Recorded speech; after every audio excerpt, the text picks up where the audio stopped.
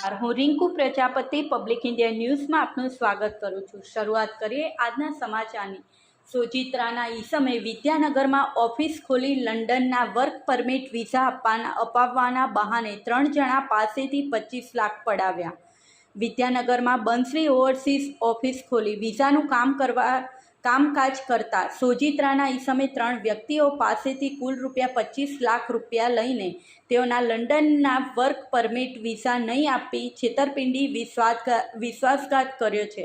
આ અંગે વિદ્યાનગર પોલીસે ગુનો નોંધીને આગળની તપાસ હાથ ધરી છે। બોરસદ તાલુકાના ભાદરણ ગામમાં આવેલ વણકરવાસ વિસ્તારમાં રહેતા 46 વર્ષીય રાજેશકુમાર કનુભાઈ મકવાણા ખેતી કરીને પરિવારનું ગુજરાન ચલાવે છે।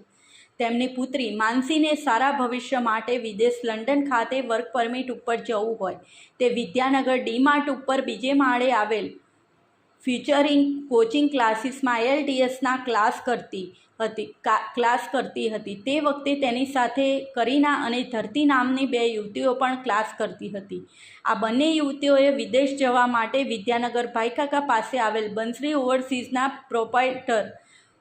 પ્રોપરાઇટર પિયુષભાઈ ભાસ્કરભાઈ પટેલ સારું કામ છે તેવું માનસીને જણાવ્યું હતું, જેથી માનસી આ વાત ઘરે જઈને પોતાના પિતા રાજેશભાઈને કરી હતી। જેથી રાજેશભાઈએ જૂન 2023માં પોતાની પુત્રી માનસીને લઈને બંસરી ઓવરસીઝની ઓફિસે જઈ પિયુષભાઈ ભાસ્કરભાઈ પટેલને મળ્યા હતા।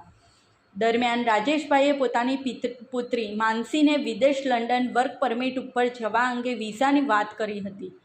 જે તે વખતે પિયુષભાઈએ લંડન વર્ક પરમિટ વિઝાનો કુલ ખર્ચ ₹23 લાખ થશે અને તે પૈકી ₹60 લાખ એડવાન્સ પેટે આપવાના અને બાકીના બીજા રૂપિયા લંડન પહોંચી નોકરી મળ્યા બાદ ચૂકવી આપવાના રહેશે તેમ જણાવ્યું હતું।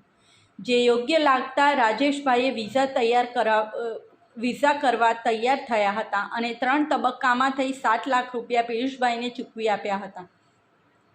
બીજી બાજુ રાજેશભાઈની ભાણી મીનાલી સંજયભાઈ પાટીલ એ પણ આ પિયુષભાઈને ₹8.50 લાખ આપી પોતાના લંડન માટેના વર્ક પરમિટ વિઝાનું કામ સોંપ્યું હતું।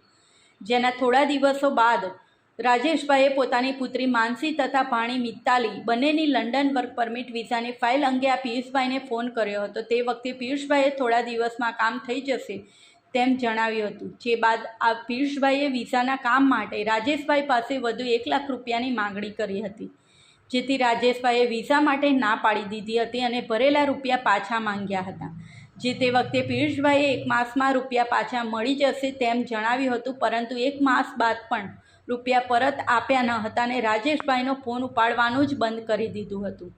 બીજી બાજુ આ પિયુષભાઈ ભાસ્કરભાઈ પટેલ અન્ય એક યુવક ઋતિક પંકજભાઈ ખલાસી પાસેથી પણ ₹9.50 લાખ લીધા બાદ લંડનના વર્ક પરમિટ વિઝા ન કરી આપ્યા હોવાનું રાજેશભાઈના ધ્યાનમાં આવ્યું છે। આમ પિયુષભાઈ ભાસ્કરભાઈ પટેલે માનસી પાસેથી ₹60 લાખ, મીનાલી પાસેથી ₹8.50 લાખ અને ઋત્વિક પાસેથી ₹9.50 લાખ મળી કુલ ₹25 લાખ લીધા બાદ ત્રણેયને લંડનના વર્ક પરમિટ વિઝા ન આપ્યા હોવાની ફરિયાદે રાજેશભાઈ મકવાણાએ વિદ્યાનગર પોલીસ મથકમાં આપી છે।